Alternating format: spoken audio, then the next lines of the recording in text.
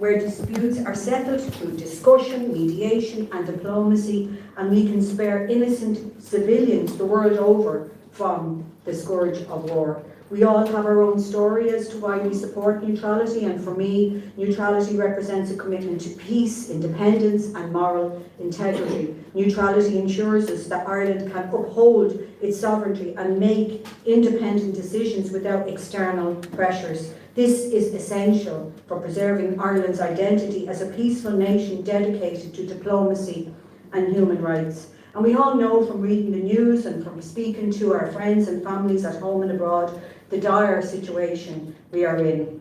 We know and feel that we're at a turning point in human history. As violence, war, death and destruction play out in so many parts of the world, it's easy to feel powerless and without hope, and that's why today is so important. Military neutrality and the triple lock especially is Ireland's guarantee to our people and to the world that international law matters, that might is not always right, and that peace can and will prevail. In uncertain times, as the very existence of international law is under threat, Ireland has a responsibility to push back. Under the triple lock, Ireland made a commitment to the international community that our defence forces would never be deployed in an illegal war. And that's what the triple lock guarantees. Given what we are seeing play out on our televisions, our phones, on the news, how can we decide that now is the time to roll back on that commitment? It's absolutely staggering to think about it. For many of us, neutrality is political but also deeply personal. And I know everyone here that's going to be speaking with me this afternoon will have their own connection to this issue, and sometimes it goes back decades. It speaks to the importance of working together, of a cross-party and consensus-based approach where we can leave our baggage at the door and offer real, organised and sustained opposition in the Oireachtas to the changes to the triple lock proposed by this government. We know the change is coming, and quickly. The Defence Amendment Bill to abolish the triple lock is on the government's legislative programme for this spring, and we know that the activists gathered here will work tirelessly in their communities and on the streets. And it's up to us as public representatives to do the same across the Dáil and the Seanad and all committees. We also have a responsibility as those of us in the public eye to debate the issue based on the facts. If the government really intend to pursue these changes despite the clear opposition of the Irish people, they need to be held accountable. The triple lock arose from a public commitment that successive governments made to the people in EU integration referendum campaigns for decades, that Ireland would never be drawn against our will into participation in an EU army. When will we hear a minister admit that their plan is to break this promise? I've also now heard the Taoiseach on several occasions continue to make the misleading claim that Putin holds a veto at the Security Council over the deployment of the Irish Army.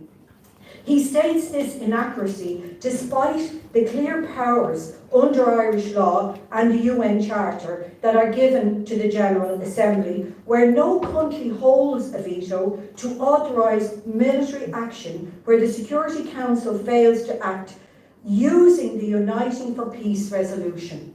Indeed, the government leaned heavily on Irish neutrality during the recent successful campaign for election to the Security Council. And what damage could this regressive move do to Ireland's reputation internationally, especially when our strong voice on Palestine is needed now more than ever? To look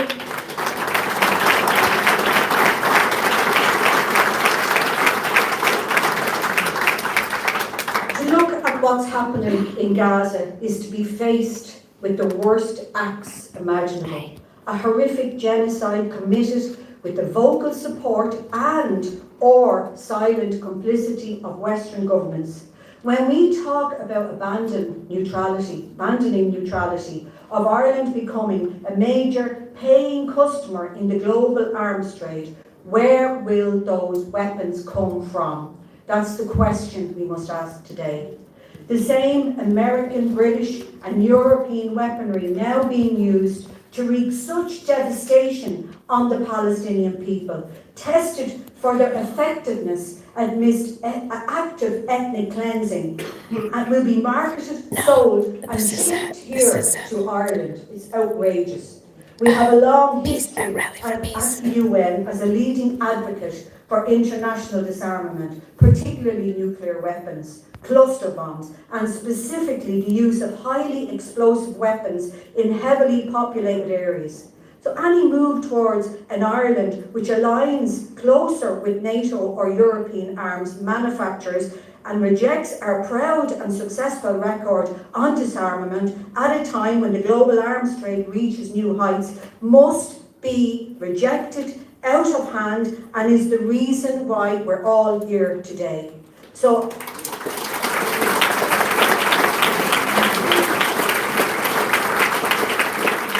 I'm really glad to be here today, to have this chance to speak today on the importance of Irish neutrality. This is a once-in-a-generation opportunity to preserve a cornerstone of our foreign policy, one that we rightly take huge pride in. And it's up to us here and now to continue a rich tradition rooted in our history as a colonised island that rejects militarism and imperialism and instead chooses peace. Gur míle míle maith.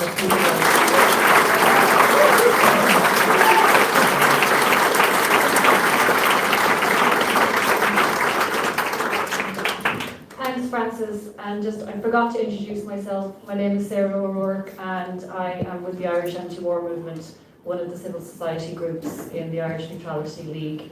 So we're going to have a couple of more speakers before we have a reading and some music. And our next speaker is Galway Independent TD Catherine Connolly, who most of you will know has been a consistent voice in the Galway It's okay, pie maker. See you next time. Céadúiltá an clógar siúd, so seachnóga so díomh a cardjag is gur míle maithagah a bheithan seo agus sa Sarah agus an iarna bheog a chur an ócáid seo le céile. Tá sé hagad tógam go bhfuilmid an seo ag seasamh gúlan le gúlan chun teachtrach láidir a thuirt don rialtas. Teachtrach do bháin. Níl muid chun fáil ré den our policy neodrachta. Níl muid le fáil ré leis an glas tríreach.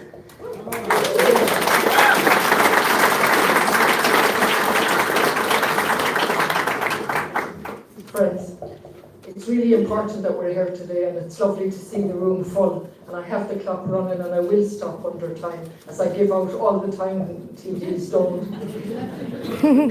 We're here to give one message to the government, and the message is neutrality matters to us. We will not give it away, and we will not give away the triple lock. No matter what lies you tell us, no matter what narrative you spin, we know what's going on. And I'm here today to spell that out as best I can.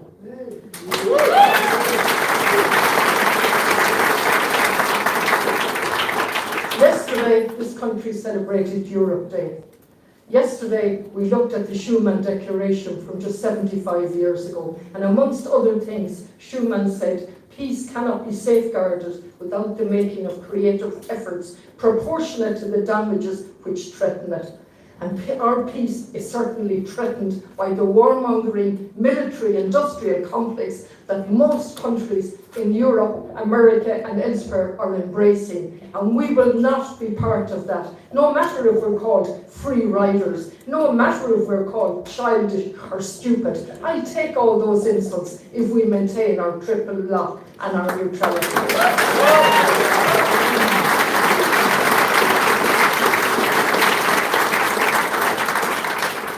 We're being told that the triple lock is no longer fit for purpose. As I said, we're being told we're childish. And of course the question begs the question, what is it not fit for? What is the triple lock not fit for? Perhaps some of the TDs can tell us that are promoting it, and the MEPs who tells us that we need to get rid of it because it's not fit. MEP Kelleher, for example, has told us that. So has Barry Andrews told us that.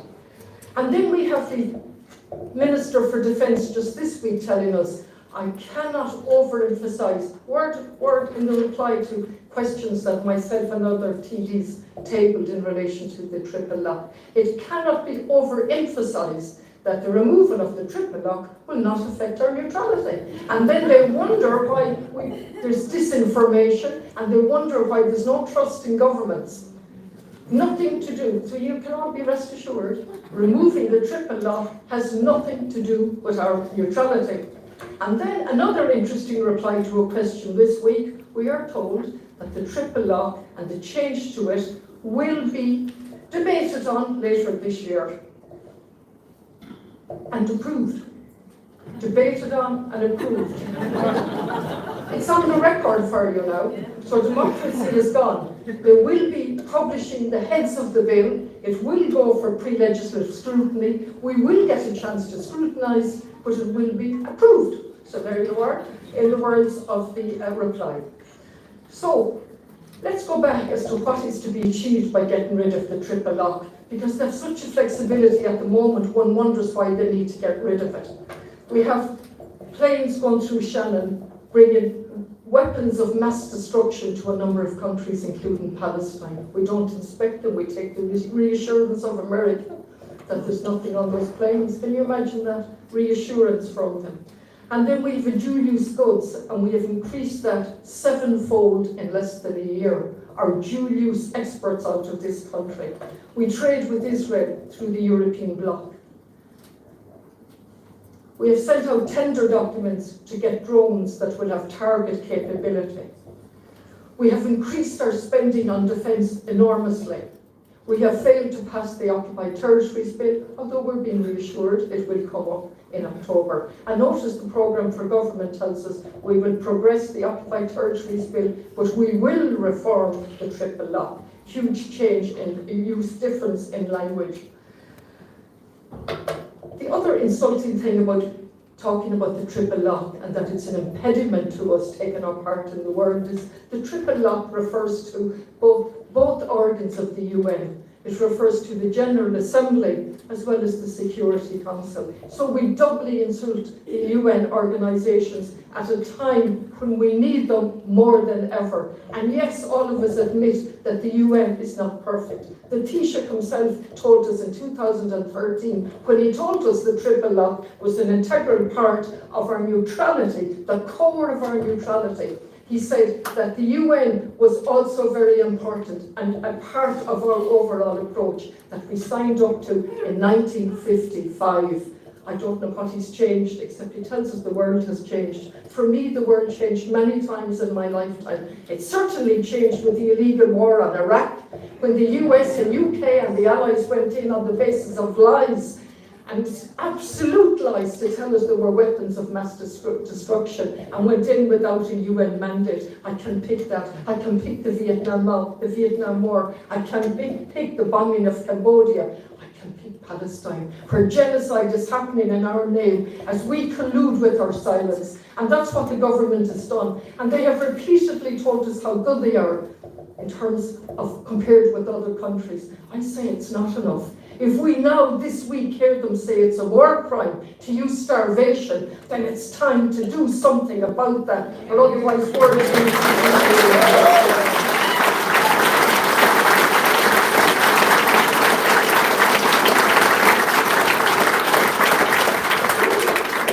We use language obscenely.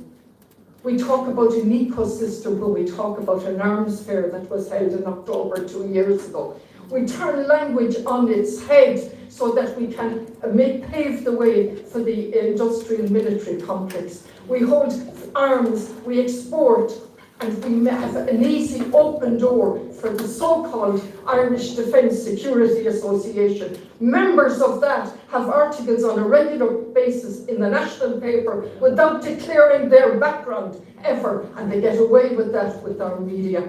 I'm here today to say I stand proudly with you. I take courage from you on the ground to say we will use our voice as an independent republic, a sovereign state with a history that should make us strong in calling out colonialism, calling out truth to power, no matter whether that's Russia or America. And America, when it invaded all of the countries in Central America, one way or another, and when it talks about taking over Greenland and the other countries. But no, in our speeches from the various ministers, we condemn unreservedly Russia.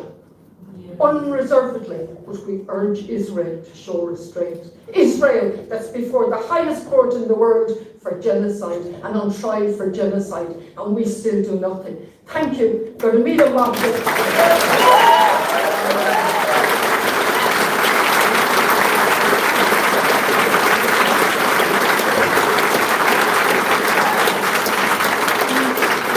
Thank you.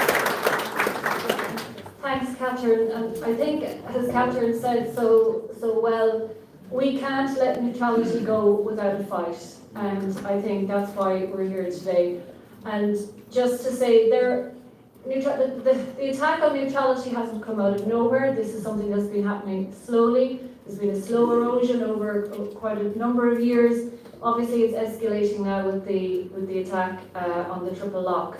But just to say, there have been groups like PANA, the Peace and Neutrality Alliance, who've been working for years trying to highlight these issues. And there are groups all over the country who are starting to mobilise and do small things in their community to get the word out there around neutrality. There's a Triple Lock campaign that has a neutrality roadshow that's going around the country, I think in a camper van, to community centres to talk about this. And this initiative that we are involved in here today is a cross-party initiative, and so very important because of the reach of so many of the people in the Oireachtas. They reach big numbers, and I think that's what we're going to have to do in the same way we did with Repeal and Together for Yes. We need to reach everybody to mobilise people to save neutrality. So our next speaker, we're very happy to have her here with us. Very important, I think, that she's here with us today. And it's Mary Lou MacDonald, leader of Sinn Féin.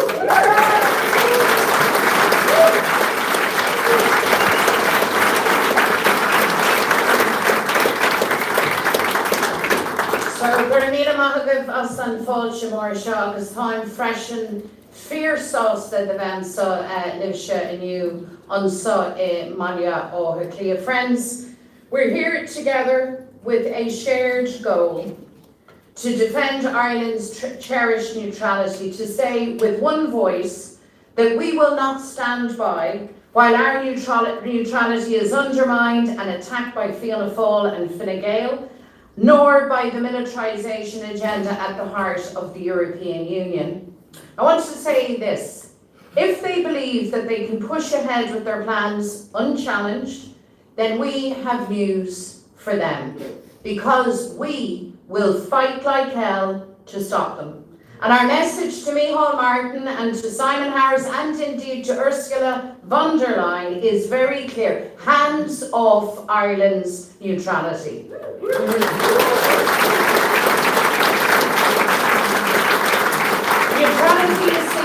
Neutrality, you see, goes to the very heart of who we are as a people, goes to the heart of what it means to be Irish. It's a shared value that binds us together, that looks to the world not to seek war, but peace, not aggression, but friendship. A mutual idea of our tribe that spurns that destructive dogma that might is right, and reaches instead for the better angels of our humanity, for a better world in which the threat of war, of imperialism and of slaughter is overcome. Ireland's neutrality is hardwired into our history, into the very fabric of our nation. It's profoundly connected to, chimes so powerfully with our own struggle against colonisation, occupation, oppression, our struggle to regain our freedom and our nationhood. The vision of Ireland as a neutral country was first espoused by the father of Irish republicanism and leader of the United Irishmen, Theobald Wolfe Tone. And again, as a defining thread of our nationhood in the Easter Rising, when James Connolly's Irish Citizens' Army hung out that iconic banner, which in one sentence cut to the core of the matter: we serve neither king nor Kaiser, but Ireland. And not alone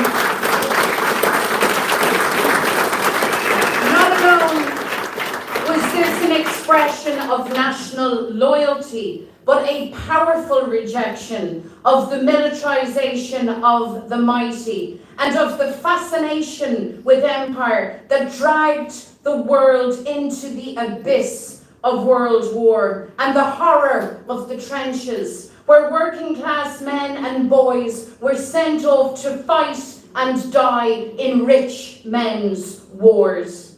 The Irish people, we learned the lessons of our history well, and our neutrality has stood us in good stead. It's the very bedrock upon which Ireland has built a powerful reputation as a voice for peace, for freedom, for justice in the world, as an honourable defender of human rights and democracy, as a respected champion of conflict resolution through dialogue. It has allowed members of our defence forces to wear the blue beret of UN peacekeeping missions with pride and to stand in protection of the vulnerable throughout the world. We will not give up on that. Through their attack on our neutrality, the first front of which is their promise, their vow, as Catherine has said, to dismantle the triple lock, Micheál Martin and Simon Harris seek to surrender the power of Ireland's honourable diplomatic strength in international affairs. And the Taoiseach has made very clear in recent times that he will push ahead with this shameful plan. He says that this is necessary because the world has profoundly changed. Well, Russia's invasion of Ukraine, Israel's horrific genocide in Gaza, the tensions that we see between India and Pakistan are all testament to an instability in the world, perhaps a changed world. But I believe that's exactly why preserving and strengthening Irish neutrality now has never been more important. Never has it been more crucial for neutral states to stand up and be counted, to confront the instinct of the powerful, to arm up, to flex their military muscles, and to go to war. So it is disgraceful that government would choose to use the volatility of the world as an alibi to tear down our neutrality, to dismantle the triple lock so that Irish soldiers can be deployed in EU-led and NATO-led military misadventures that are not in Ireland's interest, without a UN mandate, and that can bring catastrophic consequences to the globe. We should never ever send out a message to the world that the United Nations no longer matters, especially at a time when the European Union now blatantly intensifies its militarization agenda. It openly engages now in an arms race, spending billions on weapons of war. It's a European agenda that the government is happy to go along with. I ask, where is their moral courage? I believe, as representatives of the Irish people, they should stand against this hawkish militarization. They should be defending our neutrality. And I remain convinced that the military neutrals, the non-aligned countries now, have a crucial role as interlocutors for peace, for freedom, and for stability. And that is why we must campaign to see the rights, the position, the recognition of military neutrals and non-aligned recognised in the EU treaties, not trampled upon by those same institutions. And as Francis has said so eloquently, This lurch to militarism gathers pace at the very time that the people of Gaza are being slaughtered in their tens of thousands. A genocide happening before the eyes of the world. The blockade, the starvation, Netanyahu's plan to take all of Gaza by force. This horrific massacre of men, of women, of children.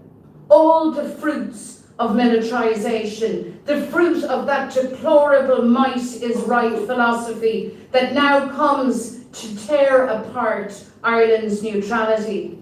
The lack of an international response to the cries of Palestinian children, the impunity afforded to Israel to carry out its barbarism, all of this, make no mistake, is the fruits and the product of a militarized world, funded, supported, aided, abetted by the United States, by Britain, and by the European Union. And we are here to say that the Irish people will never accept our country being part of these shameful events, these shameful alliances that bring such suffering, such misery, and such destruction to humanity.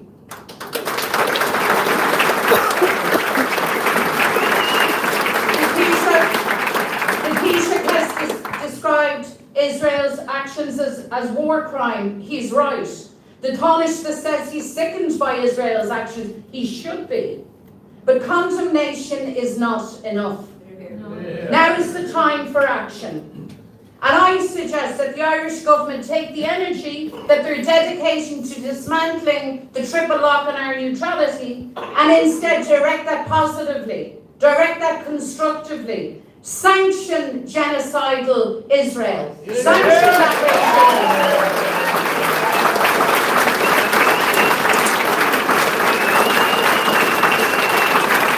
Because justice for Palestine and stability in the world demands that we end Israeli impunity. It is time to stop the genocide and it's time to end the occupation. Friends, this is a time for knowing who we are. And in this battle to save Irish neutrality, none of us can be found wanting. We need to campaign relentlessly. On the streets, in our communities, on the airwaves, in the Dáil and the Shannon, in council chambers across the land. We have to ask people to join us. We have to facilitate people to get involved, to play their part. We need to put feet on the streets and we need to raise our voices loudly in protest. I want to finish, if I may, with the words of this man. His name is William Rooney. He was a Gaeilgeoir, a Tír Gráthóir. He was born into tenement poverty here in Dublin. He died in May 1901. He was a formidable character and we unveiled a plaque to him, by the way, today in the North Strand. And these were his words when he addressed the Celtic Literary Society on the 3rd of January 1900. I want you to listen to them. He describes the Irish ideal and he says, an Irish state self-supporting, self-funding, her flag respected in every port, her shores and her sympathy for the oppressed of every race and every colour, her voice in the Council of the Nations, her language, her laws and her achievements, the pride of all her people. Such is a national idea, and to Tone do we owe the fact that any of its most militant features still recommend themselves to the vast bulk of our countrymen and women. And so it was then, and so it is now. So if Micheál Martin or Simon Harris really believe that they have this right, if they really are convinced by their own argument, if they want to get rid of our position as the neutral, I say to them, go to the people, put the question, and you'll get your answer.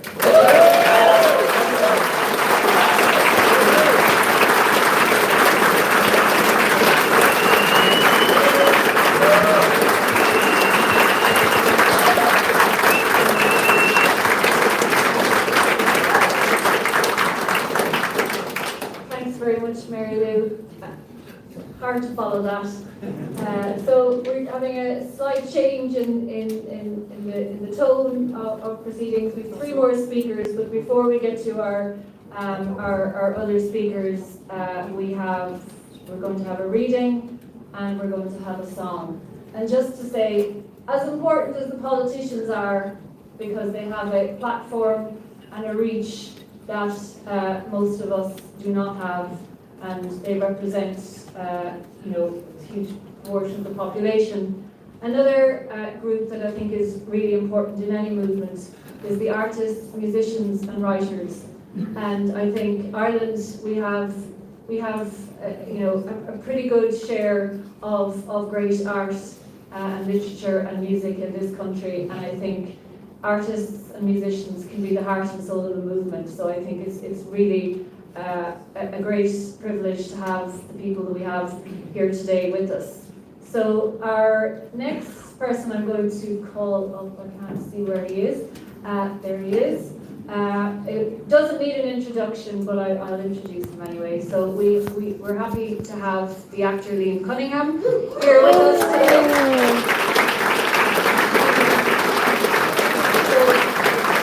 People will know of Liam's work, but also to say Liam you've been an amazing voice online, defending neutrality and also standing up for Palestine and the people of Gaza. So thank you very much. And Liam is going to read, and then after Liam we will have a song from Ona Canavan, who also probably needs no introduction in this room.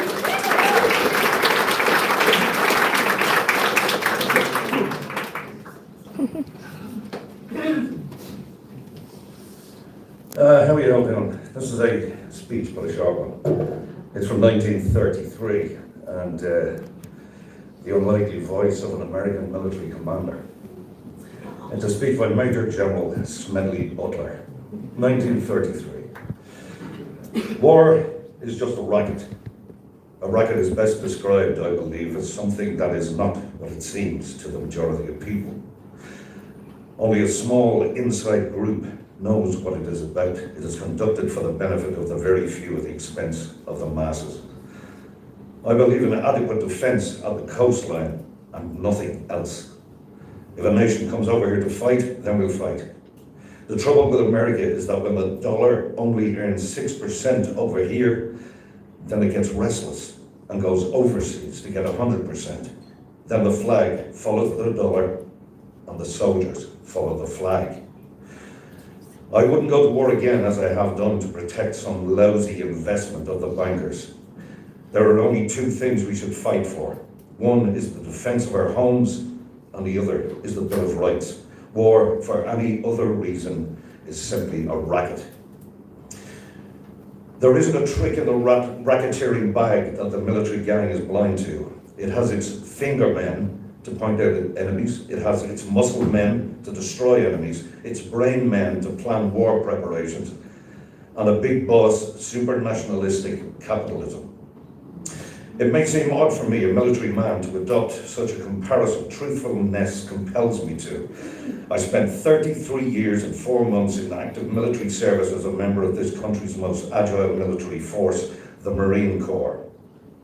I served in all commissioned ranks from second lieutenant to major general, and during that period I spent most of my time being a high-class muscle man for big business, for Wall Street and for the bankers. In short, I was a racketeer, a gangster for capitalism. I suspected I was part of a racket at the time. Now I am sure of it. Like all the members of military profession, I never had a thought of my own until I left the service. My mental faculties remained in suspended animation while I obeyed the orders of higher ups. This is typical with everyone in the military service. I helped make Mexico, especially Tampico, safe for American oil interests in 1914. I helped make Haiti and Cuba a decent place for the national city bank boys to collect the revenues in. I helped in the raping of half a dozen Central American republics for the benefits of Wall Street. The record of racketeering is long. I helped purify Nicaragua for the International Banking House of Brown Brothers in 1909 to 1912. Where have I heard that name before? I brought light to the Dominican Republic for American sugar interests in 1916. In China, I helped to see to it that Standard Oil went on its way unmolested. During those years, I had, as the boys in the background would say, a swell racket. Looking back on it, I feel that I could have given Al Capone a few hints. The best he could do was to operate his racket in 3 districts. I operated on 3 continents.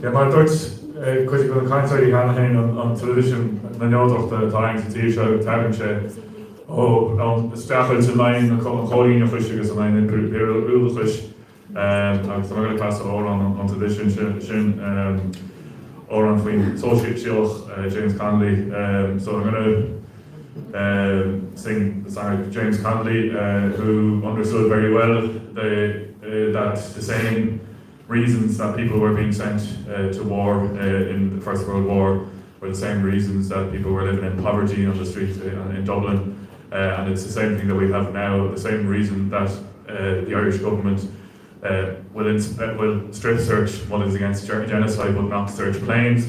It's the same.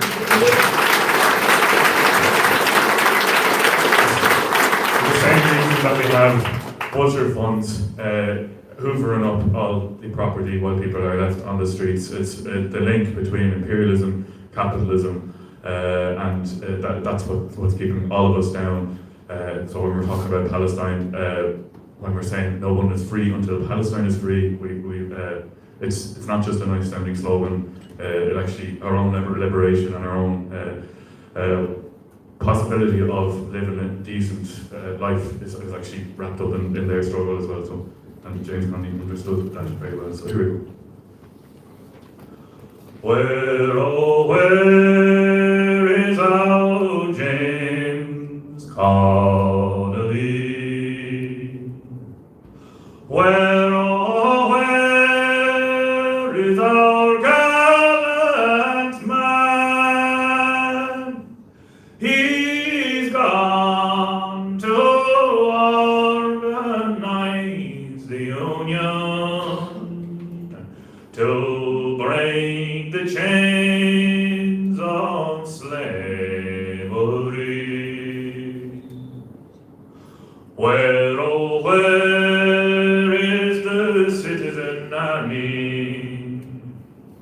Where, oh, where are our fighting men? They've gone to join the great rebellion, to smash the bonds of slavery. Who'll be there for to lead the van? Who'll be there for to lead the van? Oh, who but our own James Connolly, the hero of the workers' arm. They took him down to Kilmainham. They took him down unto the jail, and there they shot him of a bright May morning, laid him out in a quicklime grave. Who mourns now for our James Connolly? Who mourns now for our gallant man? Oh, lay me down in yon green garden, my bearers Union men. They took him down to the green garden. Union men, each and every side, and they swore they'd forge one mighty union, and fill that gallant man with pride.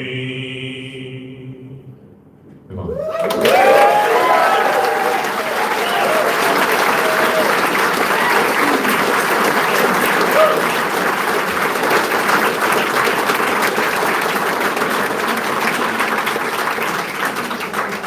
Thanks very much to Owen, and obviously just in case people might not know, we took the name Irish Neutrality League from James Connolly's Irish Neutrality League in 1914.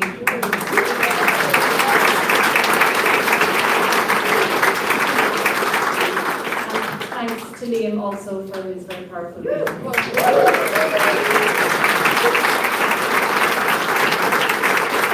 Hi Bob, hi Jennifer, So hi our next everybody. speaker, we have three more Hi, speakers, Matthew. and our next speaker is Senator Alice Mary Higgins, Thank you. who has also been with us from the beginning as one of the co-founders of the Neutrality League. So welcome, Alice Mary.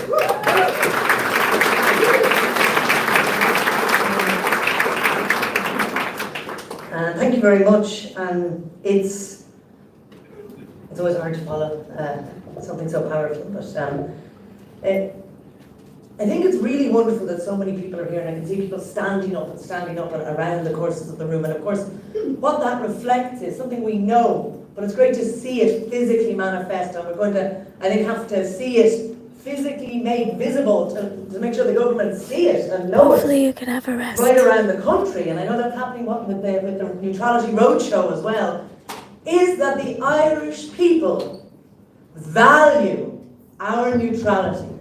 And not only that, the Irish people understand neutrality in a way that the government don't seem to do.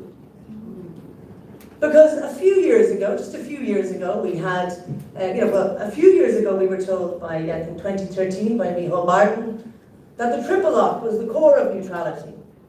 But then just a few years later, we were told neutrality is a policy that can change at any time. That didn't go down well. People didn't respond to it. And what we've seen now in the recent relentless tiny sound bites, because sadly this is being pushed in sound bites rather than in any depth of discussion, of debate of what Ireland's role in the world is, what our diplomatic power and meaning is, what loving the world means for Ireland.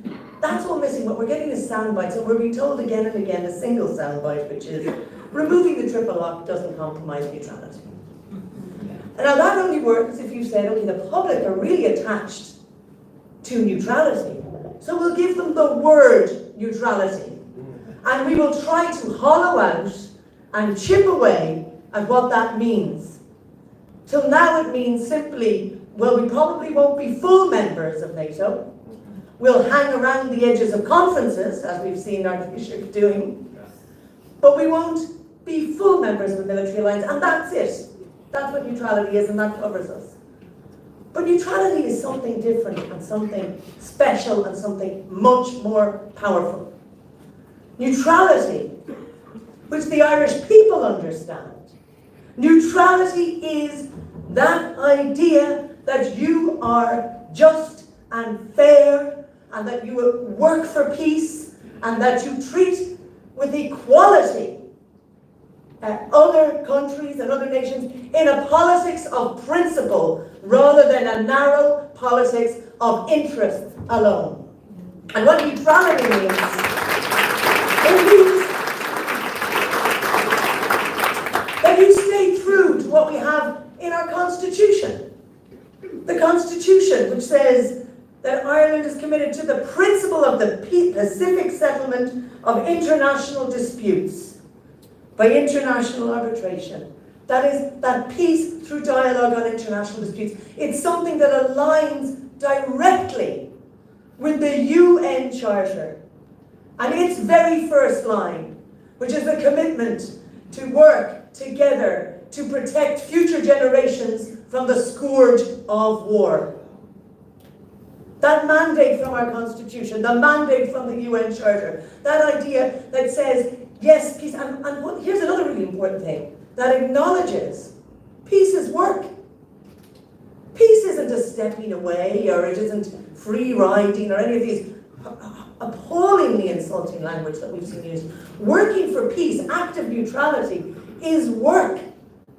It is the deep work of trying to build dialogue, to build connection, to build peace. And Ireland has done that extraordinarily well and extraordinarily powerfully for a very small country. Ireland's record on peace, neutrality and disarmament is something we should be proud of. And I think it's appalling, this idea of, even those who quote the language of sovereignty, they also talk about feeling a bit embarrassed in the room about Ireland not really having, the military, get involvedness. Ireland has something special. We were the first country to sign at another time in history when we saw an arms race for some of the most brutal weapons possible, nuclear weapons. And Ireland was the first country to sign the Nuclear Non-Proliferation Treaty and to push and say, we make ourselves safer by disarming, not by arming. That is how we make all of us safer. Ireland, I'm very proud to Hope be you feel there. better, Matthew. Ireland was the country in Croke Park where the global ban on cluster munitions was negotiated. A ban on some of the most horrific weapons possible.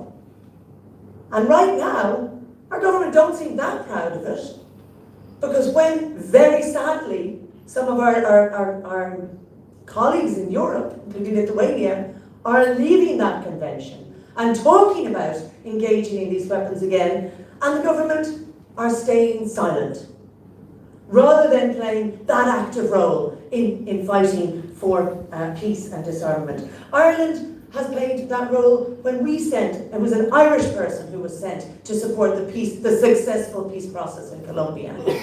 It is Ireland who has been able to step up and make a bridge between Europe and many European countries and the rest of the world, who have a dark, hard record of history with those European countries. And Ireland has been that bridge and connection, an incredible asset to the European Union in that regard, but more importantly, a really important contribution to building those connections in the world. We have something, and we also understand, this is another part, that actually, where do you spend the money if you want peace?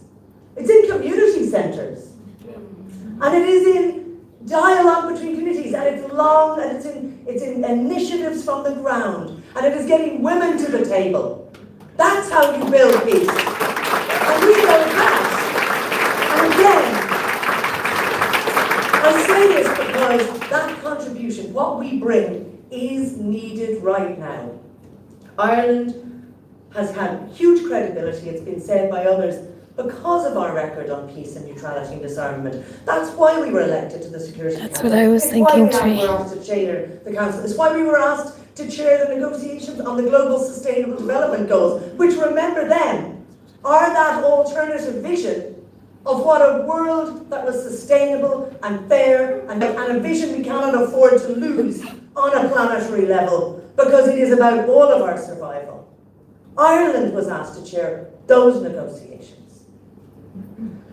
And now we're in a moment where we're basically looking to try to throw that away, or at least jeopardize it. And it's not clear for what. For a very vague and amorphous suggestion that the time is now, and maybe things have changed. Things have changed, they're dangerous. That's why we need that work of peace. And I'm going to go into just 2 or 3 of the things the work of peace means right now. But before we do, and I can't give it all because it would be too long, But I want to just, inspired a little bit by Liam Cunningham, mention a couple of the pieces of the work of war that has been happening over a period of time, very briefly. The racketeering that has been happening. And one of those key moments was, as Catherine mentioned, when there was an arms fair in Ireland a few years ago, before the illegal invasion by the terrible illegal invasion by Russia of Ukraine. Earlier to that, there was a few moments when Ireland started, and particularly, I have to say, the government parties started this tip-tip. Another moment was when, again, an arms fair from the country that led disarmament. That was extraordinary. And then we had the other, and by the way, Irish Navy being sent to arms fairs internationally at a time when Ireland's great pride, our incredible pride, one of the reasons our troops are respected internationally is because of our unbroken record that it is with the UN, and this is really important, the other humanitarian work that Ireland has done, because to be absolutely crystal clear, the Triple Lock does not prevent defence of our own borders. The Triple Lock does not prevent humanitarian action by Ireland. And of course, the Triple Lock can be activated by the General Assembly as well as the Security Council. There are already many spaces for anything good we might want to do in the world within the Triple Lock. And another moment in the slip was, I think it was Paul Keogh at the time, as Minister, when we moved from rescuing lives in the Mediterranean, 8,000 in 1 year, saved by our Navy, and it was a moment. We are moving from a primarily humanitarian to a primarily security function. And this was the language at that time. And drip, drip, drip since then, we have seen a slide towards this new militarization. And it does us a disservice, and it does our armed forces and our Navy a huge disservice. And crucially, it diminishes, it makes money for some people, but it diminishes Ireland's contribution in the world. I know that I don't have a huge amount of time, but I want to just say 2 or 3 things about right this moment what Ireland can be. Yes, it is a moment when the UN is under threat. That is the time, and the UN knows that. That's why there was a Summit of the Future last year. There is right now an active process of review and reform across UN institutions, and Ireland should be right in the centre of that. Right in the centre of that, I believe I think it is the Netherlands who are representing Europe in that process. Where is Ireland in that process of UN reform? That's what we should be leading. There is an attack on international law, that crucial idea of we have laws that apply to everyone that are universal. We are seeing their universalism eroded and challenged, and that is where a neutral country, I think it was one line at one point, I think Micheál Martin said, well, we're not neutral on the International Criminal Court. No, the point is you are neutral, and that's why it applies to everybody. So that crucial moment of protecting international law, where Ireland can give leadership on the Occupied Territories Bill, Ireland can give leadership by insisting with our colleagues in Europe that it must be universally respected and defended. And that is a moment also. If the world needs Ireland to step up and contribute now, and be a driver for peace at a time when there is a new, very dangerous politics of might is right, of a return to colonialism, of a return to imperialism, of a turn back towards the big power and client state logics that damage so much of history. Europe of anywhere has the most to gain from Ireland. Because Europe, sorry, I know we'll come to my, Europe is a country, place, which is a peace project.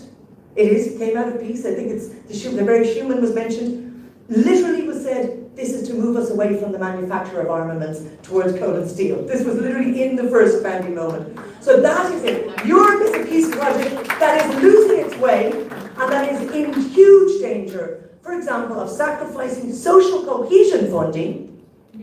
Social cohesion funding that brings us together for a focus on militarization that makes hostile borders for Europe and also drives us apart at our core. Ireland can remind Europe of that. Ireland can be the bridge, because Europe doesn't just have the learning from World War II. They also have centuries of internal fighting, centuries of colonialism. There is a Europe of all places should be and needs to be an anchor for peace now, and not go back to a very bloody and hard history which it had before that. And Ireland can be the reminder, the soul and the conscience for Europe, and it can be a leader and a bridge within the world, and that is all possible, and it is here, and we can do it, and we shouldn't let arrogance take it away from us. And I finished this one line I thought was deleted and improved. We heard about starvation as a war crime. It was followed by comments, what will you do? We'll have to be pragmatic. And we've also been told, deleted and approved. Do we really trust this government or a future government not to make a similarly quick decision in relation to inappropriate military activity in the future? Or do we want to give them and us the protection of knowing anything they do must abide by UN law, not just in terms of approval, because every mission from the UN is monitored, it is carefully planned, it has humanitarian dimensions, it operates under Geneva laws, it is much stricter than anything else. Don't we want those safety nets? Don't we want to protect a weak future government from making the wrong decision in a pragmatic way at the wrong time? Yes, we do. That's why we're fighting for peace. That's why we're pushing to keep our neutrality and to keep the triple log. Thank you all very much, and we're going to keep going.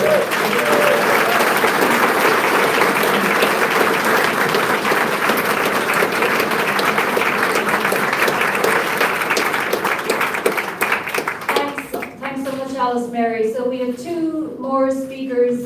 Then I'll take a few questions and just encourage people to stay to hear our very special musical guest, Lisa O'Neill, who finished this afternoon.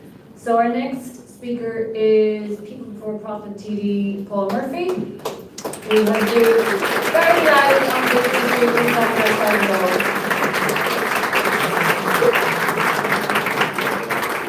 Thanks a lot, Sarah. It's really great to see so many people here. We live in a world that is really scary, really dangerous, and increasingly barbaric. Just in the last few days, we had airstrikes back and forth between two nuclear powers. India, which is ruled by a far-right chauvinist Modi, and Pakistan. The war over Ukraine looks set to continue. Trump got his deal to rob the minerals from the Ukrainian people, and now for the moment the war looks set to continue. And the genocide in Gaza, if it's possible, and it seems to be possible, is worsening. You know, we've got almost a year and a half of a horrendous genocide, and it is worsening. The pace of deaths is quickening. And the rhetoric is still as clear as ever in saying what they're going to do. I mean, the finance minister for Israel, Smotrich, the other day said Israel or Gaza will be entirely destroyed. And the mechanism for that destruction that they have chosen is the weapon of famine. With huge amounts of trucks full of food trying to get into Gaza and just stopped. And within Gaza, 290,000 children who are now at risk of starvation. There's 70,000 children who have been hospitalized because they're severely malnourished. And there's 3,500 children facing imminent death due to starvation.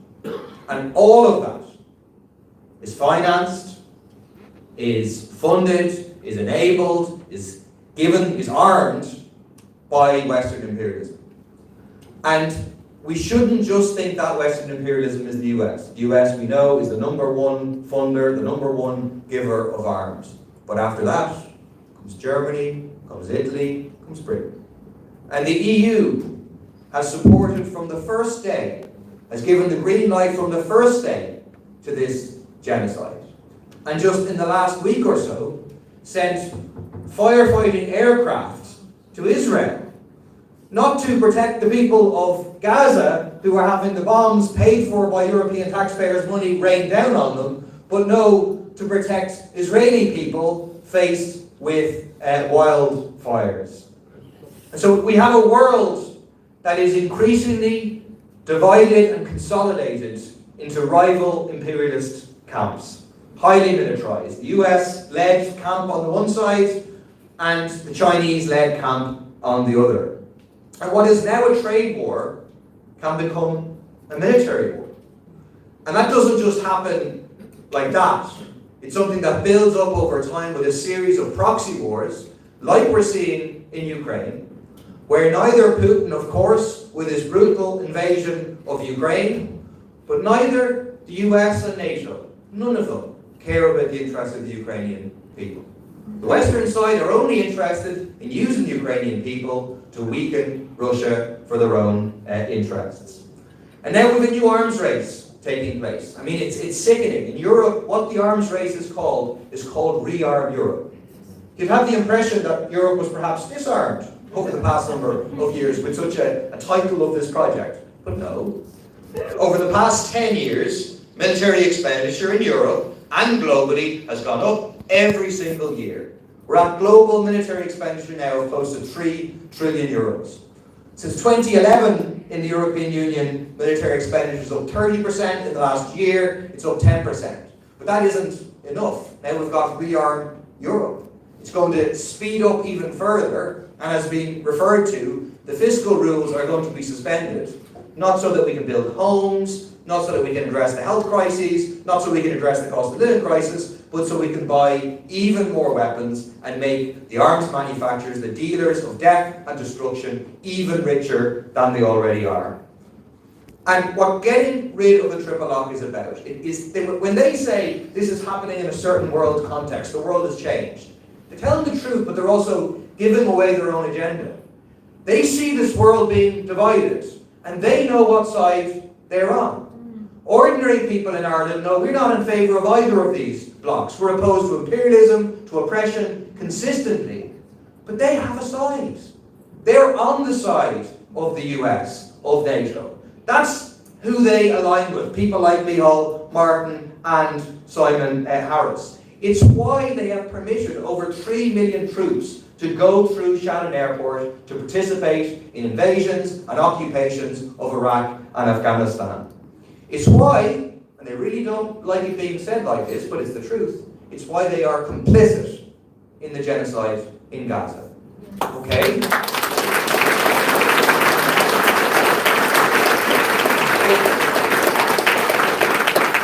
They really hate being criticised about their position in Gaza. During the week, every time around the world, people say how good Ireland is about Palestine. Okay, they're not physically arming and funding the genocide themselves, like most of the Western countries. But they're complicit. They have to, because of public opinion, pretend to be doing something. But then they want to get along with US-led NATO, they want to get along with these people at European meetings and so on, and that means being complicit in the genocide. It's why they said one thing during the elections about the Occupied Territories Bill, and then afterwards are dragging their feet and trying to water it down.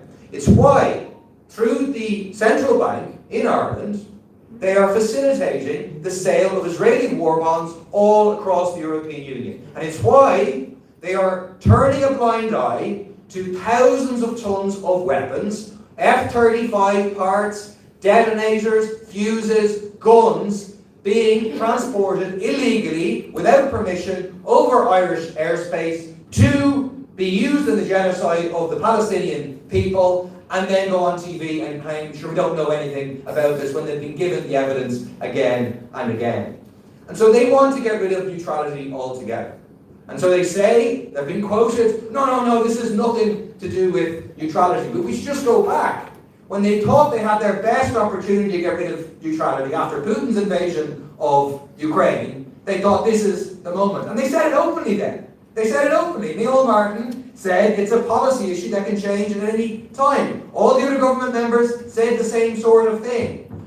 But then public opinion remained steadfast. all the learned opinion pieces in the world saying we needed to grow up and get rid of neutrality, and the sham consultative forum, none of them did the job of shifting public opinion. So exactly as Alice Mary said, they decided, okay, fine, you can have your word, and we just empty it of all content entirely.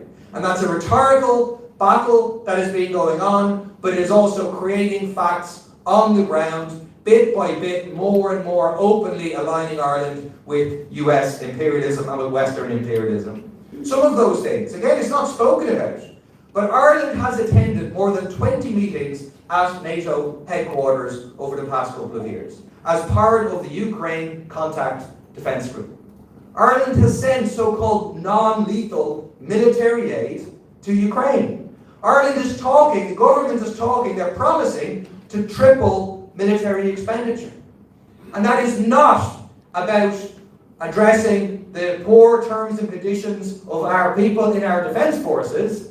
It's not about Ireland being prepared to defend itself against an attack. That's not what it's about. It does not make sense in those terms. The only way it makes sense is that it is about preparing to be further aligned with NATO and to join NATO later down the line, which would require a tenfold increase in military expenditure. These people, Fianna Fáil and Fine Gael, are the modern day equivalents of the Redmondites. They want Irish people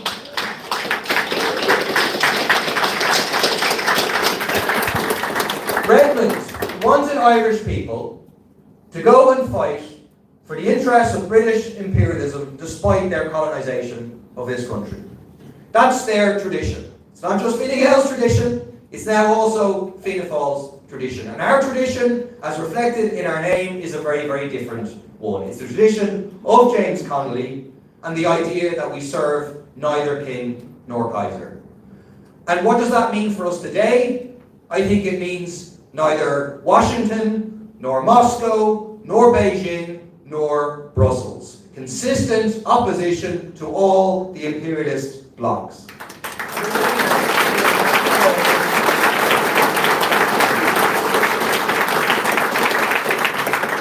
The last thing I'll say is that I think this is a very powerful gathering. But we shouldn't fool ourselves. We will not stop their attempt to dismantle neutrality by fine speeches in the Dáil and the Shannon, which I'm sure we will collectively try to give. We will not stop their attempt to dismantle neutrality by reasoned argument, by the logic that we are able to display here. They have their majority in the Dáil. It's why they did the deal with Lowry. They knew they were going to ram through a series of unpopular measures and they locked in their majority. And they're going to try to use that majority to ram this through regardless of what public opinion says and regardless of how eloquent we are in the opposition. The only thing that will stop them is people power mobilization. It is the only thing that will stop them.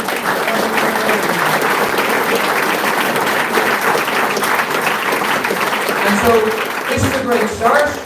The roadshow across the country is the next very, very important step. But then this protest, which you need to get your leaflets on the way out, don't just take one leaflet, take hundreds of leaflets to distribute. We need to build this protest and put thousands, if possible, tens of thousands of people on the streets on the 14th of June. And we have to mobilise all those people who have been politicised and horrified and mobilised by what's happening in Palestine. To mobilise those people who historically protested against the war in Iraq in defence and opposition to war. We also need to mobilise those people who want to see money spent on school places, who want to see money spent on hospitals, who want to see money spent on houses rather than spending money on weapons and on war.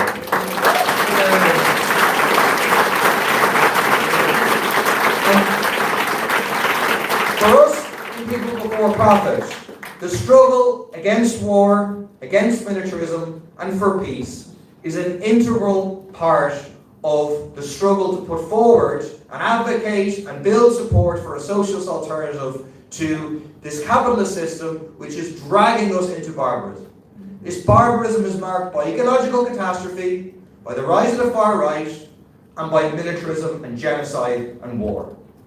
And part of that is that the left needs to take ownership and lead the struggle of the defence of neutrality and against war. You cannot allow the likes of Trump and his acolytes in this country to present themselves as being in favour of peace when the war comes out of the system that they defend and the most horrific parts of it. So just to finish with a quote from Connolly, who's rightly been referred to a lot today. We have held and do hold that war is a relic of barbarism, only possible because we are governed by a ruling class with barbaric ideas. We have held and do hold that the working class of all countries cannot hope to escape the horrors of war until in all countries that barbaric ruling class is thrown from power. Thanks a lot.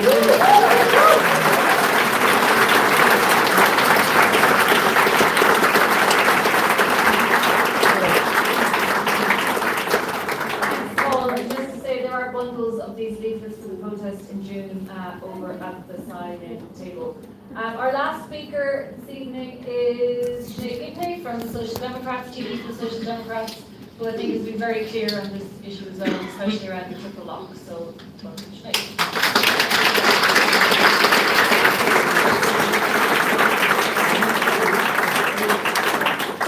Sarah, and thanks to everyone for being here. And I'm pretty sure we're running a little bit over time, which is hardly surprising when you've got 6 politicians on a lineup. So I will keep my comments short because I know we definitely want to get a couple of questions, and I certainly, and I'm sure everybody in the room is dying to hear from Lisa some singing. So a huge thank you first to everybody in this room today. It's just so wonderful to see a packed room because it is so important that we start getting more and more word out against the narrative that is being put forward to us at the moment. And it is a real pleasure to join together across parties and independents and to collaborate as the Irish Neutrality League. It's a pleasure, and I'm very proud to do it. My team is very proud of my party to be a part of remobilising this.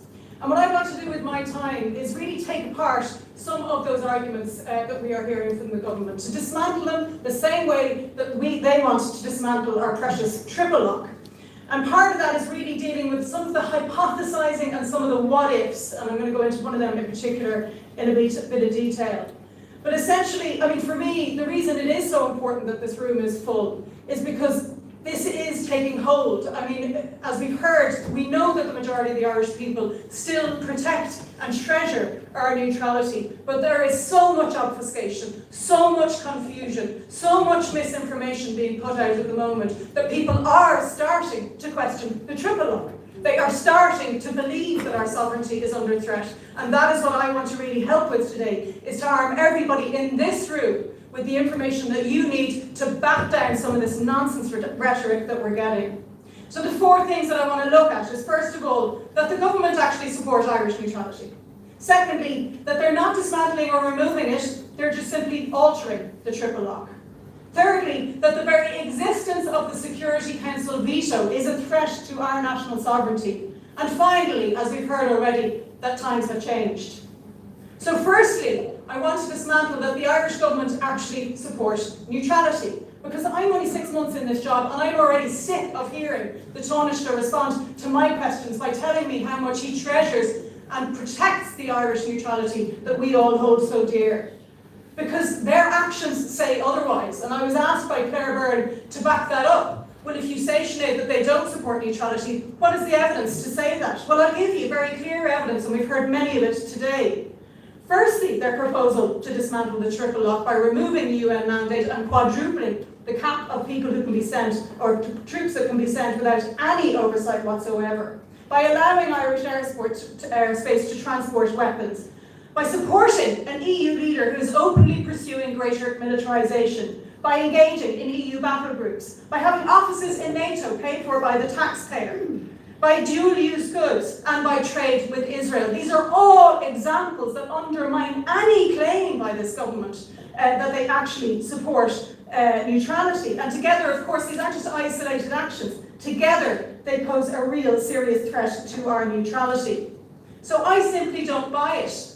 And I have to say at the moment, I'm sure some of you also look forward to 6:30 on a Friday hearing Callum's Kicks, because I think he has the tonnage to down pat at the moment. If you haven't heard him recently, he's moved on from talking about Harris as the TikTok Taoiseach to being this military-obsessed, saviour complex Taoiseach with his pew, pew, pew, pew, pew. If you haven't listened to him, really, he's just brilliant at the moment. And of course, finally, there are senior members of Fine Gael, including Neil Richmond, who openly state that they don't support Irish neutrality.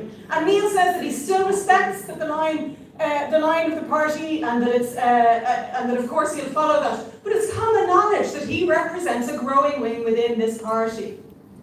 The second thing I want to dismantle is that they're not removing it or altering it, dismantling it, but they are simply altering the triple lock. And let it be said, by the way, that Fine Gael did not have in their manifesto that they were going to do this. Fianna Fáil did say that they were going to do it, but they said that they were going to alter the triple lock. But it is simply untrue. If they do what they are proposing to do, so let's just be clear on what they are proposing to do. They're essentially going to remove the triple lock and the requirement for a UN mandate. That's what they're proposing. And instead they are suggesting that by adhering to the principles of the UN Charter, that it fulfills the same obligation. Now, many of you here in this room will be familiar with that UN Charter. It is, I think, 96 articles. It is so vast as to say that if you were to put it to any test, it becomes completely meaningless. And the other thing, as we've heard already, is that when they say they're altering it, and we see so clearly that they are not, they're actually moving it from being a triple lock into a single lock, because they are this majority in the Dáil. It's not just the government and the Dáil. The government then forces through the Dáil anything that it wants. So there is no oversight. Already, any Minister for Defence can send across 11 troops, anything below 12, without any oversight. So the cap, which is kind of overlooked in this discussion at the moment, would mean that 48 troops, or 50 troops would be able to be sent without any oversight, without any Dáil debate, without any critical thinking of it whatsoever. And the one that I want to give most time to is that the very existence of the Security Council is a threat to our sovereignty, because we hear again and again about this chilling effect that the veto has, about how the fact that Russia, China, and now the US, and anybody on the Security Council can use their veto to potentially block our troops being sent abroad. No Irish mission has been vetoed by the UN Security Council since the introduction of the triple lock. Let's just be clear on that. Missions have received UN mandates, including Sophia in 2017, and have had their mandates renewed, including the UNDOF mission in the Golan Heights. We pulled out of that mission, not because we didn't have a UN mandate, but because we didn't have enough troops, because they had been deployed in EU battle groups, which do not have the accountability to either the EU Parliament or the European Court of Human Rights. And I want to also speak to the fact that it doesn't matter anyway, because the Security Council is not the only place from which we can receive the UN mandate. We can also go to the General Assembly. Just yesterday, I saw Francesca Albanese, a hero to me and to many people in this room. And I just want to read what she said. The tiny bodies of children in Gaza, hollowed out by induced starvation, are testimony of the worst humanity is capable of. It is time to impose an arms embargo and sanctions on Israel and urgently deploy a protection presence made of friendly soldiers, not from states who have supported the genocide. It is time for the UN General Assembly to act under Uniting for Peace resolution. The UN GA Resolution 377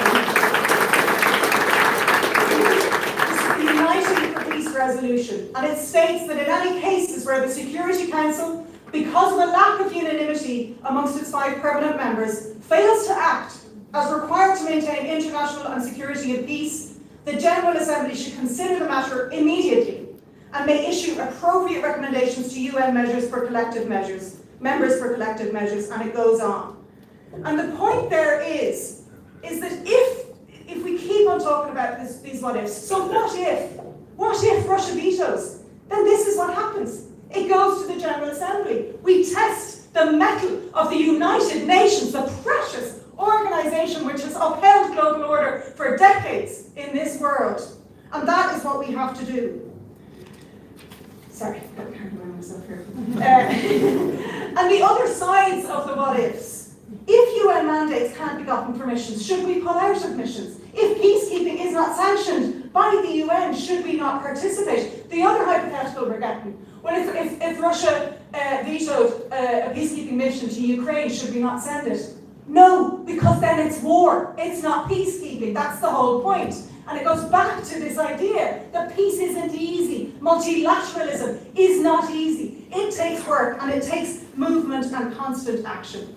And finally, the final thing that I want to dismantle is that times have changed, or more specifically, that times have become so scary that we have no longer any choice but to arm up and enter into war.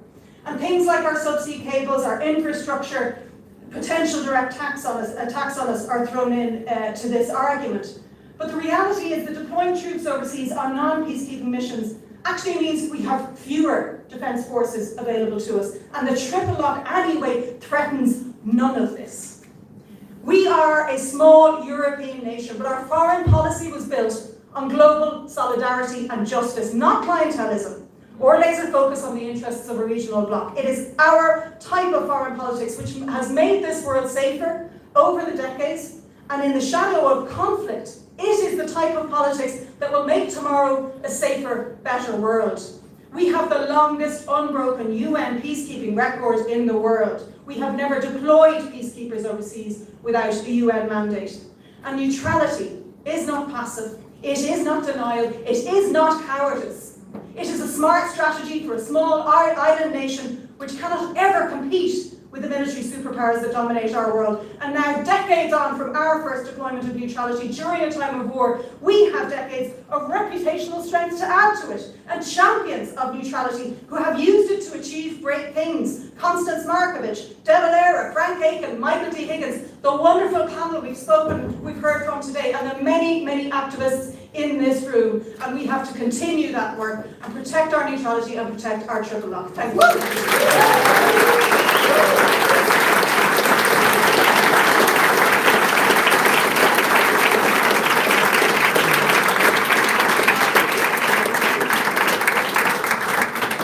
Thanks so much to Sinead, and thanks to all the speakers.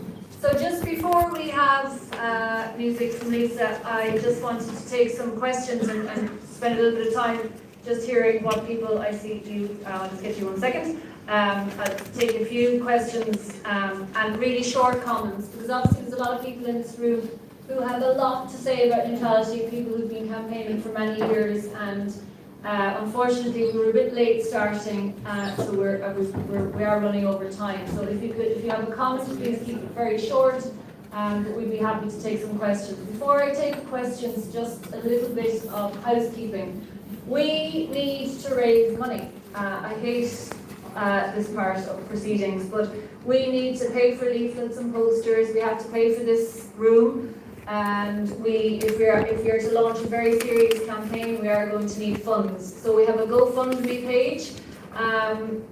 We're going to pass around. We're very modern now. We're going to pass around a QR code, so you can scan the QR code and make a donation on the GoFundMe page. If you're still doing cash, we can take a cash donation over at the table just inside the door, and there's also the QR code hanging up at the door and various spots around the room. So and actually there's a sum up machine at the back. So we've multiple ways to take donations. We also have sign-up sheets inside the door for people to leave their email addresses to stay in touch with our activities. But very specifically, we are having a protest on the 14th of June, and we need people to get involved in that. And I think it was Alice Mary who said, we need to make visible on the streets the opposition to war and militarism and the huge public sentiment in this country for preserving our neutrality. We need to make that visible on the streets, which is why we need a sizable mobilisation on the 14th of June. So if you are interested in directly getting involved in activism around that, we're having a coordinating meeting on Zoom next Wednesday at 6:30. So I'm going to specifically pass this around for anybody who wants to get involved. Leave your email address and I can send you the Zoom link afterwards. So if there's a roving, Karen has a roving mic. So the lady at the back there, yeah.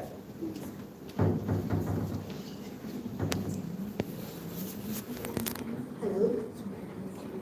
My name is Katrina. There was a lot of talk of James Connolly today, but I don't see the Labour Party. They may be here.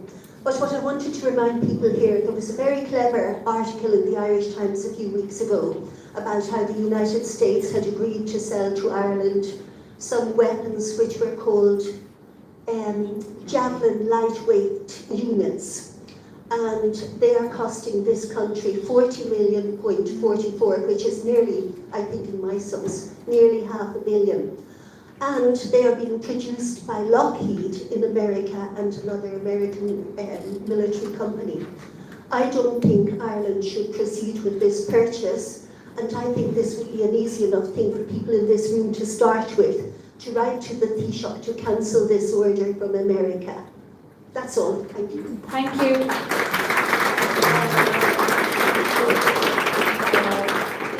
Over here in the front row.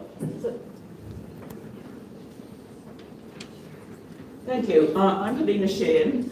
I think this is an excellent meeting. I've agreed emphatically with almost everything everybody has said, except Paul Murphy, whom I greatly respect and like.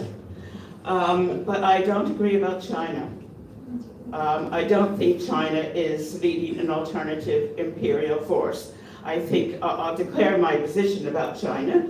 I've been engaging very intensively with China for the last few years, and I'm a visiting professor at Peking University.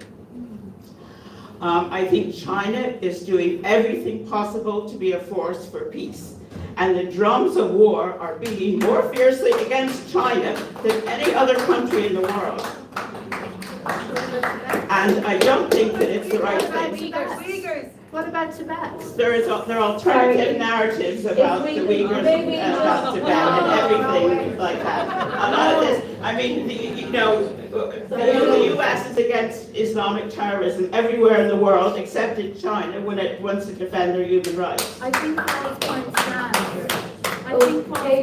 Thank you. I have a hand here, and I'll take a few more, and then we'll ask the speakers to come back. Yeah. They're struggling through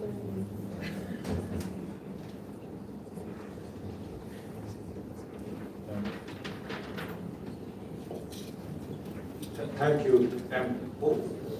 What interactions have you had as the Irish Neutrality League had with the Labour Party? I'm just wondering what their attitude is in relation to the Irish Neutrality League. The other thing I would just say in general is several people have used the word imperialism, and I think that the triple lock is an anti-imperialist document or an anti-imperialist whatever. So, but the point is, I think we should use the word imperialist on every conceivable occasion, because the EU, which is trying to get us into their military forces, is an imperialist bloc just as much as the Americans. And our whole history, people understand in this country the word imperialist. And I think if you're looking for sound bites, that's the one to use. Thank you.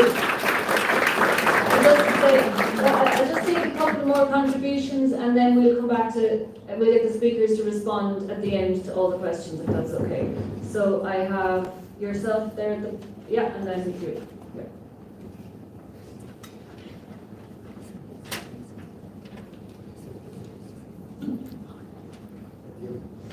Ursula von der Leyen visited the Dáil in 2022. She was allowed to address the Dáil. Why did TDs not protest against her? Her objective was to sell arms to Micheál Martin and Simon Harris and to push them quicker into joining NATO. I want to live in peace, not hell. Okay, thank you for that. A year ago, the Irish Times ran a headline which said that Europe is preparing for war, but Ireland has its head buried in the sand. I'm not making this up. This was their actual headline. And the reason why I mention this is that we should be aware that as well as Fianna Fáil and Fine Gael were trying to undermine our neutrality, we're going to get a lot of flack from the liberal media. The liberal media who constantly love the EU and try to pretend that the EU is not built by big powers like Germany, France, and in the past, Britain. And the last point I just want to make really is this, that we will have to be consistent in saying that neutrality means independence from all empires. I have to agree here with Paul about China, but let's all work together for once and let's actually establish the fact we want to keep this country neutral and independent of all imperialism.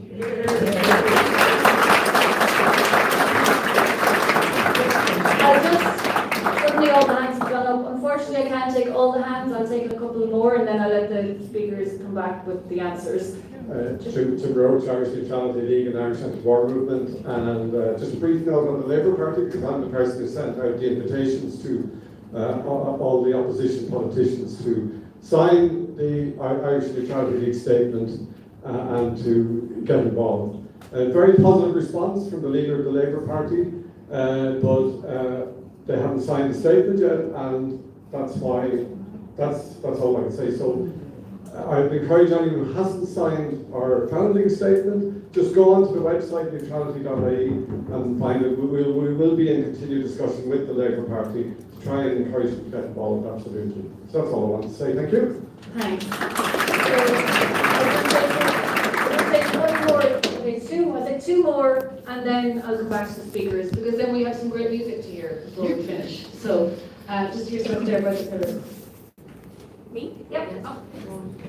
Alright, I'm sorry, I'm a little scatterbrained, but I felt compelled that I have to add this, that I lived in Xinjiang, I lived where the Uyghurs live, and just because this was brought up, we have to get out of black and white thinking, right? What is happening to the Uyghur Muslims in China is a genocide. I saw it happen. I don't know what's happening now, this was maybe 5 years ago I lived there. They did endure really horrific conditions and genocidal conditions. That does not mean that Chinese imperialism is as bad as US imperialism. That does not mean that China is as great a threat as Western imperialism. We have to, this is like a very Western thing that I've seen living in other parts of the world. We have to get out of black and white thinking. It cannot be good or evil this way or that way. Like, we need to just get out of this dichotomous thinking, and two things can be true at once, right? That's all.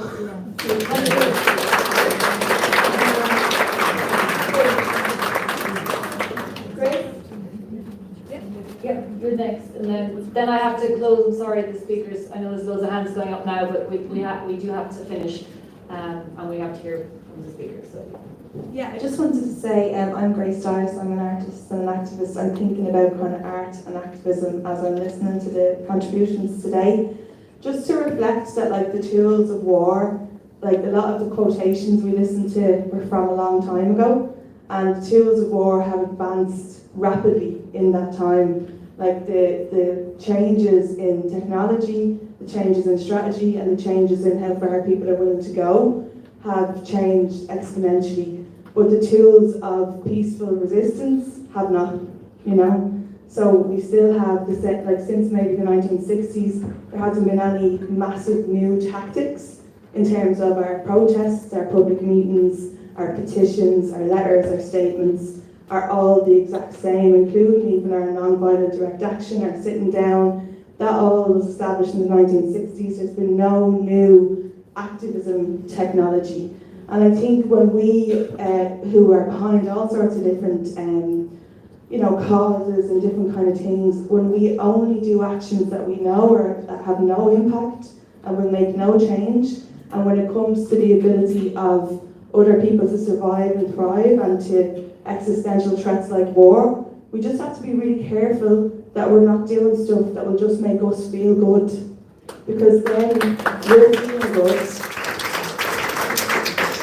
Because then we're feeling good as a response to other people's suffering, and we're actually exploiting people for us to feel better. And I know that's not anything anyone is doing, willingly, but I think what I'd call for is just more imagination and to really think about our actions and bring more creativity into them and more courage into them. And look at framing as well. So the idea of framing, like, don't think of an elephant, you think of an elephant, you know, that kind of piece. And even if you look at like defending Ireland's neutrality, there is an implicit own goal in that because we're not currently neutral. So to defend something that isn't actually there is an own goal because essentially while we still have planes going through Shannon, there is no neutrality. So we're upholding a neutrality exists when it actually doesn't exist at all. So thank you. Thank you. I'm really sorry that I can't take all the hands, but what all the hands suddenly going up now suggests to me is there's loads of room for discussion, and maybe we need to start thinking about having meetings in communities and, you know, colleges. I know colleges are ending soon, and workplaces and things like that. So maybe that's something for people to think about. Can you put on a little discussion on neutrality wherever you are? And I think the Triple Lock campaign, Neutrality Roadshow, which has been mentioned a few times, that's a really good model. They're going around the country and they're going to community centres and small places and having discussions with communities about neutrality, and maybe that's something we could do. But we and I take Grace's point about needing to be more imaginative. We need more people to get involved. So if you have ideas and if you want to get involved, then make sure you've left us your email address. So I'll just take some very brief answers to some of the things that came up from any of our speakers who'd like to say anything, and then that will be the end of this part of the day. Yeah. So Alice, Mary. So maybe just to take up is actually what Grace was saying is actually very similar to what is in the Schuman Declaration that we heard about earlier, which was that we need to reach the work of peace requires our greatest creativity. And that is actually, so it may be disappointing, but that idea of having to bring new creativity is one that was there, for example, at the founding moment on the European Union. And that is where I would just say, I know for, you know, the pointing of the fingers at blocks and big powers, I think sometimes we fall into the trap of big power politics, where it's about big powers and it's about, you know, and we come under the idea of, like, you know, which wings should you be under and who's worst. And what is really important in terms of the European Union, and I'm saying that as somebody, I'm really passionate about the European Union. I took part in the Future of Europe process with 800 citizens from right across Europe. What those citizens want is a Europe that's good. Again, what the institutions, many of them heard, was a Europe that's strong. But when the citizens spoke about being proud of Europe, they talked about employment, environment, standards and for equality, that work. And that work, which is hard won out of what I've acknowledged, is Europe's very bloody history of centuries of fighting within Europe and centuries of Europe bringing war to the rest of the world. But the European Union is a peace project, and the fact that others are seeking to undermine it, the fact that it's taking them step by step to try to move away from social cohesion and others, is exactly why, if we care about Europe, and I do, we should be bringing a reminder of that creativity of peace and of that original mandate and bringing that work to the European Union and challenging it. And yes, when von der Leyen came, many of us in the Dáil, I mean, I was weirdly there, even though I'm a senator in the Dáil, we challenged her. And absolutely, the parties who supported her re-election should really be answering questions in that context. Absolutely. And so absolutely, and lastly, universalism, that the neutrality, the idea every human mattering, that human law, humanitarian law applies to everybody, absolutely means we apply it to everybody, and the eager people's human rights must be protected, and every human right must be protected, and we don't go about which big power is worse, because then we are falling into that narrative of side-taking, of big power, rather than being, and that's why the Neutrality League is particular. Lots of people have been involved in lots of movements, I have too. This is really specific. It is just about Ireland's neutrality, what we bring to the world, what we bring to peace and disarmament. And we begin not with the big powers, but with us as a small, important country that can do something for peace in the world and can and must do it. And that's where we begin. And I would just finish. I have spoken to the Labour Party this week. I know that some of they're very clear on their support for the Triple Lock, and I believe that they are getting involved in some of the further events. Thank you. And again, I'm an independent senator, but I've been speaking widely. And I believe many other independents will also get involved. Okay, so just any last comments really quickly from our speakers before we finish? Just super briefly to partly respond to Helena. I mean, the main thing I'd say is what unites us here as the Irish Neutrality League and everyone in this audience is that we have agreement on defending our neutrality and defending the triple lock. And, you know, there's space within the INL for Helena's view, for my view, for the woman who spoke theirs view, and a range of other views, as long as we're united on that.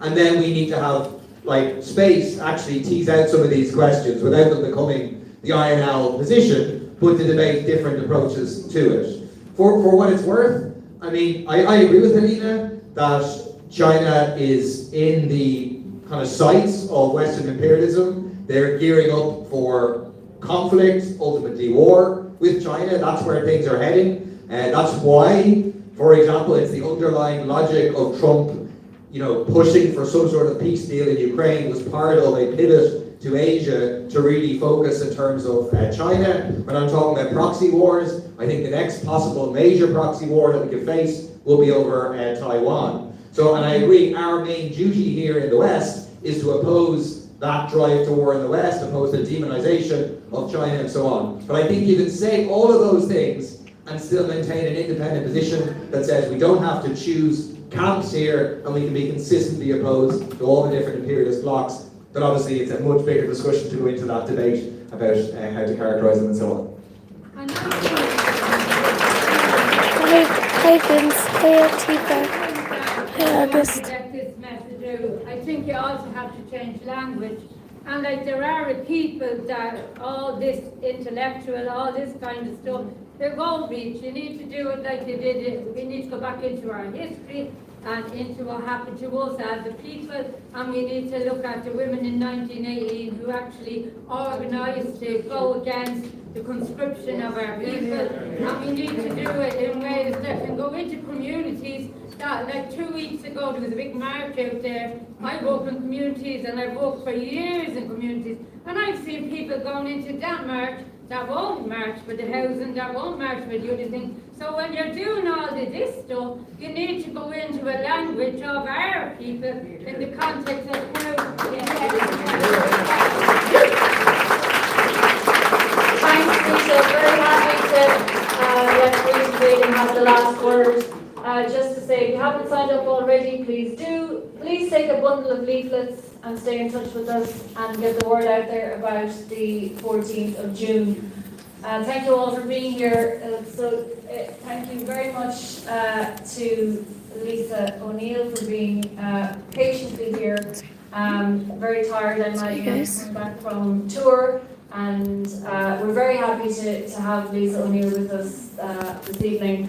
If you haven't heard of Lisa O'Neill, she's one of Ireland's best songwriters and singers, and she had if anybody else was there, it was certainly one of the highlights of my year, her sold out Symphony for the Moon that was in the National Concert Hall, and I know she has 3 gigs coming up in the Pavilion Theatre in Deliri, and lots of beautiful albums to buy and listen to if you aren't already familiar with her music. So, to end our excellent, I think, event today, give a warm welcome to Lisa O'Neill.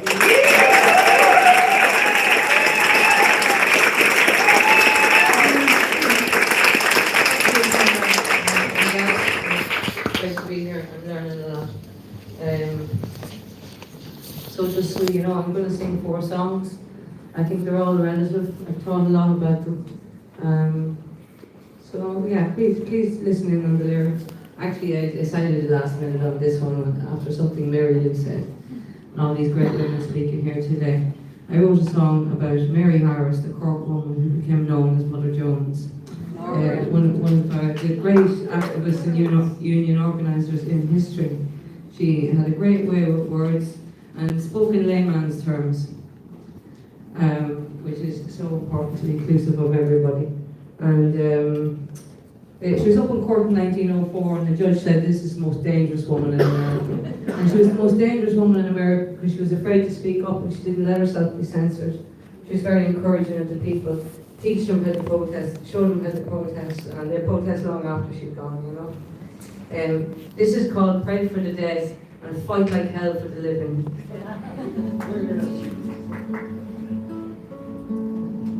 Can I hear my guitar, please? My fault. I made a mistake. Take two.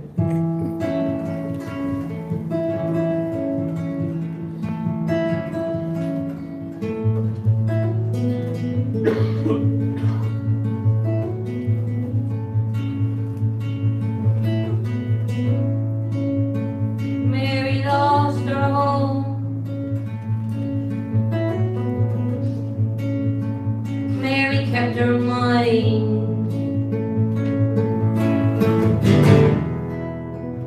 Mary lost her little lambs. The world's not always kind.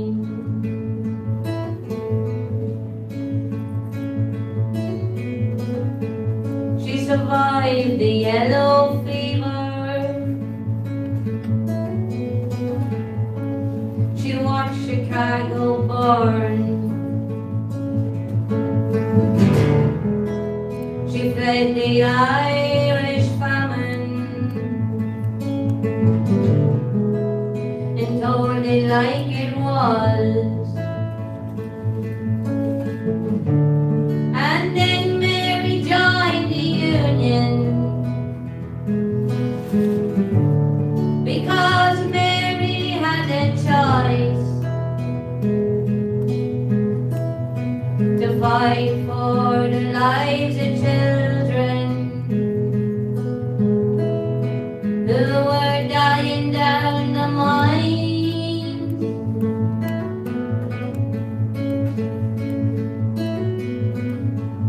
Have you heard of Mary Harris? Have you heard of Mother Jones? The most dangerous woman in America by the 19th century turn.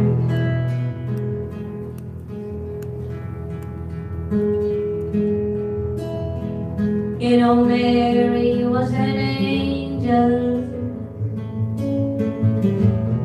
You know, Mary was cork-born. She had a way with people. She had a way with words. Mother Jones said,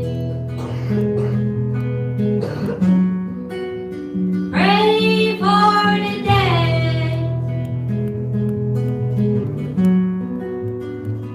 and fight like hell for the living.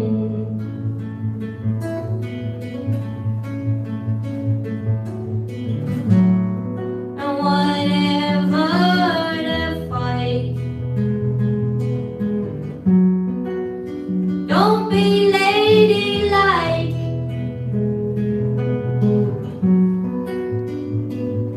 Fight like hell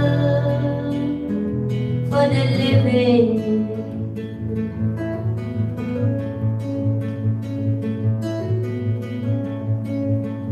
Mary lost her home. Mary kept her mind.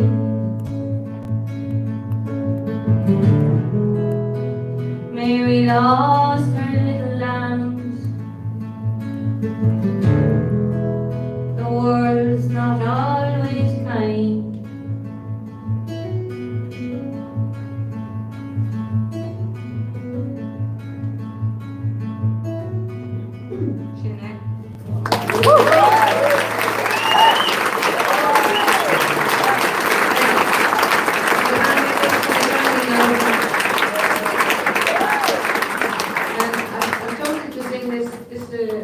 Sort of a well-known song. It was written by Pete Seeger in 1960. This is called a circular song. The idea of the circular song is that when we come around to the end, we've gone full circle, and it's sort of, there's a layer comes off each time and we go deeper. It makes a little more sense. This is an anti-war song, but it was such a pretty little song over the years by Peter, Paul and Mary that the message nearly gets lost. I'm going to sing it for you now. This is Where Are All the Flowers?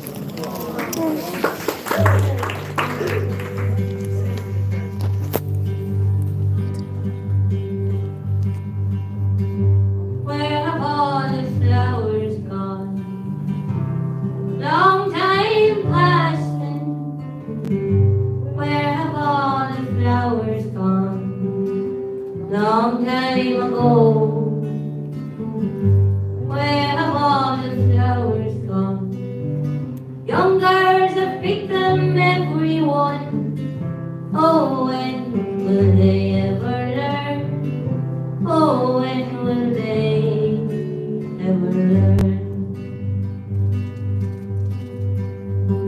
Where have all the young girls gone? Long time passing. Where have all the young girls gone? Long time ago. Where have all the young girls gone? Gone for husbands, everyone. Oh, when will they ever learn? Oh, when will they ever learn? Where have all the husbands gone? Long time passing. Where have all the husbands gone? Long time ago. Where have all the husbands gone? Gone for soldiers, everyone. Oh, when will they ever learn? Oh, when will they ever learn? Where have all the soldiers gone? Long time passing. Where have all the soldiers gone? Long time ago. Where have all the soldiers gone? Gone for graveyards, everyone. Oh, when will they ever learn? Oh, when will they ever learn? Where have all the graveyards gone? Long time passing. Where have all the graveyards gone? Long time ago. Where have all the graveyards gone? Gone to flowers, everyone. Oh, when will they ever learn? Oh, when will they ever learn? Where have all the flowers gone? Long time passing. Where have all the flowers gone? Long time ago. Where have all the flowers gone? Young girls have picked them, everyone. Oh, when will they ever learn? Oh, when will they ever learn?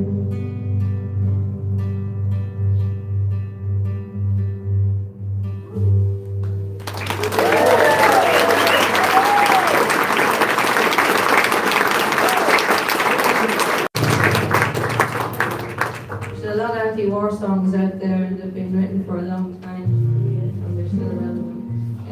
This is The Sun Is Burning, written by Ian Campbell. It's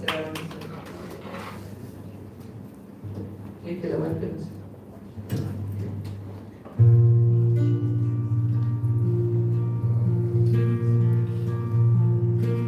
The sun is burning in the sky. Strands of of clouds go slowly drifting by. In the park, the dreamy bees are droning in the flowers among the trees, and the sun burns in the sky. Now the sun is in the west. Little kids go home to take their rest, and the couples in the park are holding hands and are waiting for the dark. And the sun is in the west. Now the sun is sinking low. Children playing know it's time to go. High above a spot appears, a little blossom blooms and then draws near, and the sun is sinking low. Now the sun has come to earth, clouded in a mushroom cloud of death. Death comes in a lightning flash of hellish heat and leaves a smear of earth. And the sun has come to earth. Now the sun has disappeared. All is darkness, anger, pain, and fear. Twisted, sightless wrecks of men go groping on their knees and cry in pain. And the sun has disappeared.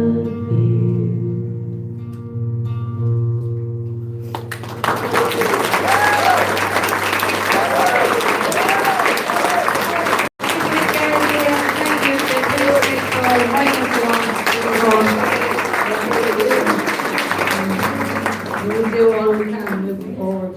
And this is an original song I wrote. I've been kind of slowly writing it over a few years now. And it's called To Be Wild Like the Roses. And the first verse is dedicated to Finbar Cafferty, who from Achill Island, who died over in the Ukraine in recent years. It's an angry little song, and I'm half afraid to sing it in America, but I give it a go.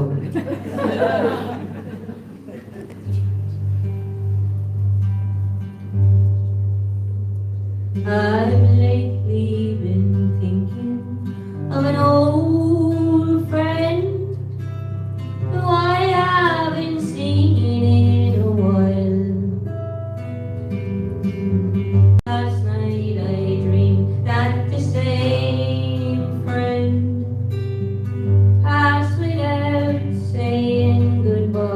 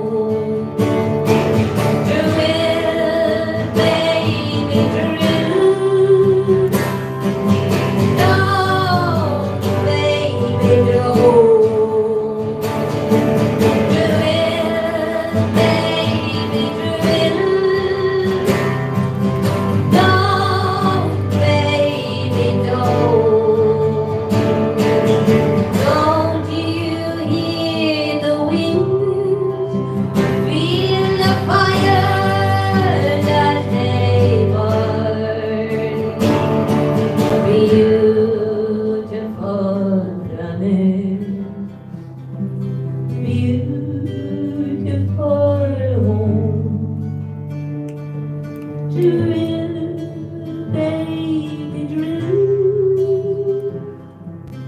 Don't, baby, don't.